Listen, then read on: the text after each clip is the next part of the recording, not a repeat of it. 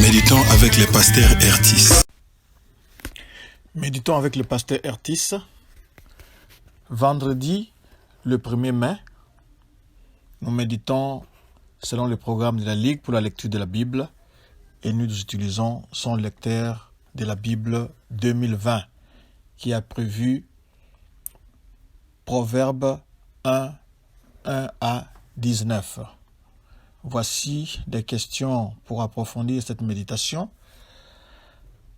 D'après le lecteur, la première c'est: y a-t-il un ordre auquel obéir? 2. Quelle vérité Dieu me révèle-t-il? 3. Quel verset m'interpelle le plus?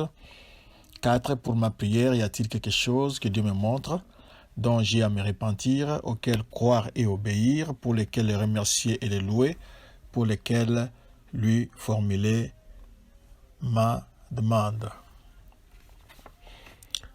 Dans ce texte d'aujourd'hui, nous avons d'abord l'homme sage doit écouter.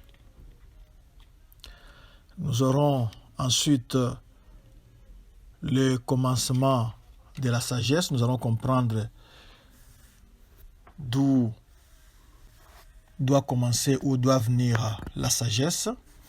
Et enfin, il sera question de ne pas marcher selon la voie des pécheurs. Nous allons donner le verset de la semaine avant de prier.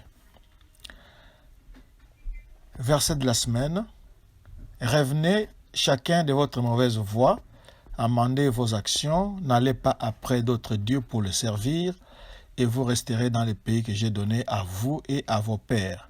Mais vous n'avez pas prêté l'oreille, vous ne m'avez pas écouté. Jérémie 35, 15b.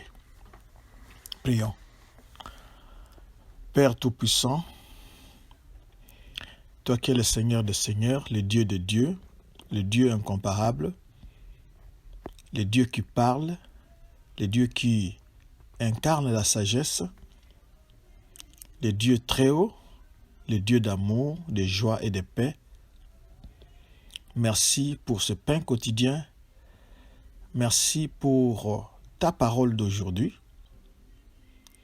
Nous la recevons avec joie et nous voulons que ton Saint-Esprit nous entraîne pour en comprendre les tenants et les aboutissants. Nous sommes sans intelligence. Nous voulons qu'au contact de ces proverbes, de ces paroles, que nous puissions acquérir de la sagesse, de l'intelligence, de l'instruction, pour mieux nous conduire ici sur cette terre et refléter ta gloire. Sois béni, toi qui nous exauces, au nom de Jésus-Christ. Amen. Nous vous saluons dans le nom de notre Seigneur et Sauveur Jésus-Christ. Nous bénissons le Seigneur pour ce premier jour du 5e mois de l'an de grâce 2020. Que ce mois soit béni, que nous puissions expérimenter la faveur, la grâce, la fidélité et la miséricorde de Dieu. Nous avons les proverbes de Salomon, c'est d'après le verset 1er. On nous dit proverbe de Salomon, fils de David, roi d'Israël. Nous devons simplement noter que la plupart des proverbes sont les faits ou sont les écrits du roi Salomon, qui était fils du roi David, roi d'Israël. Et il aurait écrit à peu près 3000 sentences, d'après 1 roi 4, 32. Pourquoi a-t-il écrit ces proverbes? Il nous le dit déjà au verset 2, c'est pour connaître la sagesse et l'instruction, pour comprendre les paroles de l'intelligence.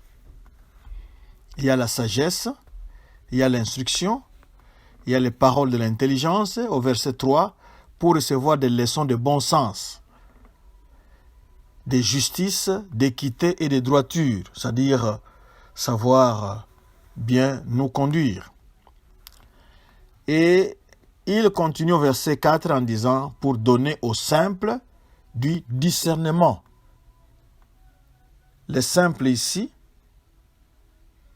ce n'est pas celui qui n'a pas d'intelligence, mais ce sont les gens qui sont dépourvus de sagesse, qui sont un peu naïfs. Alors, ce livre se donne pour but de leur donner du discernement. Et surtout, au jeune homme de la connaissance et de la réflexion. Un jeune homme qui lirait ces lignes va acquérir de la connaissance et de la réflexion parce que il est jeune, il n'a pas assez d'expérience, mais au contact de ces livres, au contact de la parole de Dieu, il va acquérir de la connaissance et de l'expérience. Le sage aussi est invité à écouter parce que il va augmenter son savoir. On n'en a pas toujours assez. Alors, s'il écoute les paroles de ces livres, il va augmenter sa science. Et celui qui est intelligent va avoir un plus parce que Salomon nous dit il va acquérir de l'habileté. Si vous voulez aussi connaître le sens d'un proverbe, voici les livres qu'il faut consulter. C'est ce que Salomon nous dit ici au verset 6, pour saisir le sens d'un proverbe ou d'une énigme, des paroles des sages et de leurs sentences. Donc tout cela, si vous voulez le comprendre, ici nous avons le roi Salomon qui fixe les décors. Donc ce livre est là pour aider quiconque aimerait les consulter pour devenir sage. Nous passons au verset 7. On nous dit « La crainte de l'Éternel est le commencement de la science ». Nous devons noter d'abord que dans l'Écriture, la plupart des termes hébreux et grecs correspondant au mot insensé, exceptionnellement fou, ne s'appliquent pas du tout à un aliéné. Quand on parle de l'insensé, ce n'est pas quelqu'un qui est aliéné, mais plutôt à celui qui fait preuve d'arrogance et prétend organiser sa vie sans Dieu. C'est cette personne-là qui est insensée. Il en est de même des mots rendus par folie.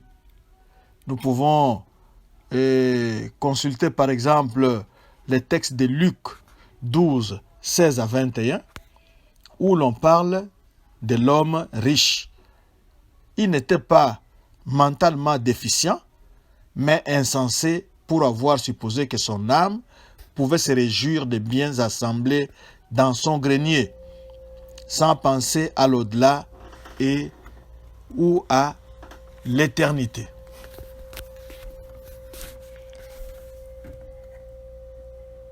Le verset 7, comme nous venons de le dire, la crainte de l'Éternel est le commencement de la science. C'est ça le but de ce livre. Les proverbes nous sont donnés pour connaître la sagesse. Mais il est un principe qui se trouve à l'origine de cette connaissance, qui en est la base et le commencement. C'est la crainte de l'Éternel qui est le commencement de la connaissance. les fous méprisent la sagesse et l'instruction. Craindre l'Éternel, c'est nous trouver en sa présence pour lui donner dans nos cœurs la place qui lui est due, étant convaincus, dès que nous entrons là, que rien d'impur ni de souillé ne peut entrer en contact avec lui. Cette conviction est le commencement de la connaissance. On ne peut rester devant lui qu'en haïssant le mal, mais en même temps, on se trouve devant la bonté suprême et l'on apprend à l'estimer bien haut. En un mot, la crainte de l'Éternel, c'est « retire-toi du mal et fais le bien. Cherche la paix et poursuis-la. » Ce sont les paroles du psaume 34 au verset 14. On donne à Dieu la place qui lui appartient. Il devient tout pour celui qui est en sa présence. Son autorité, l'autorité du bien parfait, est reconnue et aussitôt de notre part, l'honneur, la déférence, la confiance, la soumission, l'obéissance, l'affection, l'amour lui sont rendus. Les fous méprisent la sagesse et l'instruction auxquelles cette crainte de Dieu nous amène. Nous passons au verset 8 et verset 9. Nous lisons simplement la première partie du verset 8. « Écoute, mon fils ». Un second principe se trouve à la base de toute notre conduite. Ce principe est la soumission à l'autorité des parents, établie de Dieu ici-bas. Écoute, mon fils, l'instruction de ton père, et n'abandonne pas l'enseignement de ta mère, car ce sera une guirlande de grâce à ta tête et des colliers à ton cou. Tout ordre moral ici-bas est fondé sur cette soumission. L'instruction des parents joue, comme nous l'avons vu au début de plusieurs de ces livres, par exemple, un très grand rôle dans ces livres de proverbes, parce qu'ils sont établis comme les représentants visibles de l'autorité affectueuse et de la sagesse divine, et qu'ils sont responsables de l'exercer pour le bien des enfants qui leur ont été confiés. Chaque fois que le Fils est mentionné dans les proverbes, il est considéré comme issu d'eux et en même temps comme le Fils de la sagesse, comme introduit dans une relation spirituelle et indissoluble avec l'Éternel, en un mot, comme son enfant, en contraste avec les insensés et les méchants qui sont les enfants du monde. C'est pourquoi nous entendrons par exemple dans ces livres tantôt les parents, tantôt la sagesse elle-même s'adresser à lui comme fils. Et fils ici représente et les garçons et la fille. Le fils, d'après les proverbes, pourra se retrouver en présence de deux influences. La bonne, celle du père et de la mère, c'est-à-dire l'autorité jointe à l'amour le plus tendre, représentant de la sagesse divine ici-bas, et de l'autre côté, il y a la mauvaise, celle de la femme étrangère, représentant l'esprit de la chair et du monde. L'instruction de ton père, on a dit c'est une couronne de grâce pour ta tête et une parure pour ton cou.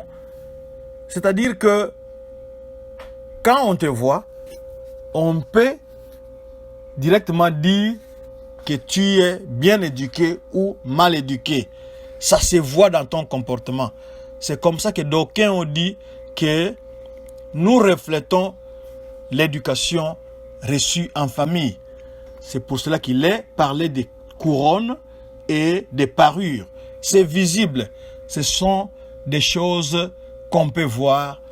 On peut voir que telle personne, tel enfant, tel garçon, telle fille est bien éduqué ou pas. Ce sont des choses visibles. Nous allons prendre un peu en bloc le verset 10 au verset 19. Là-bas, l'on nous présente l'influence du mal après celle du bien, au verset 8 et 9. Les pécheurs, en opposition avec le père et la mère, entrent en scène pour séduire le fils de la sagesse. Ils lui suggèrent la ruse et la violence en vue de satisfaire ses convoitises. Ils lui proposent l'association dans le mal pour faire réussir leurs desseins. Cette association est bien plus attrayante pour le cœur naturel que la soumission de la volonté, que le joug aisé qui nous est proposé dans les chemins solitaires du bien.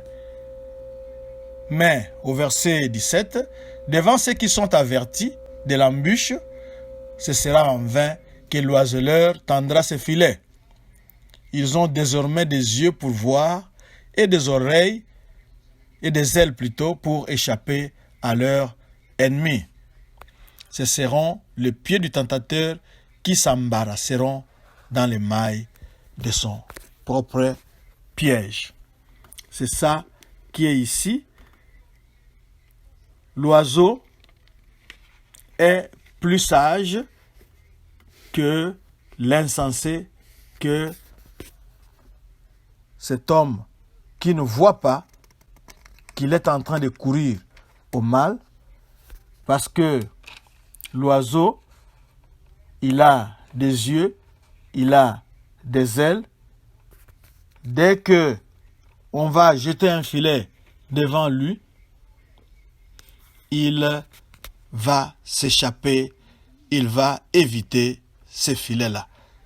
Puissions-nous être comme ces oiseaux qui verront les pièges tendus et s'échapper avant.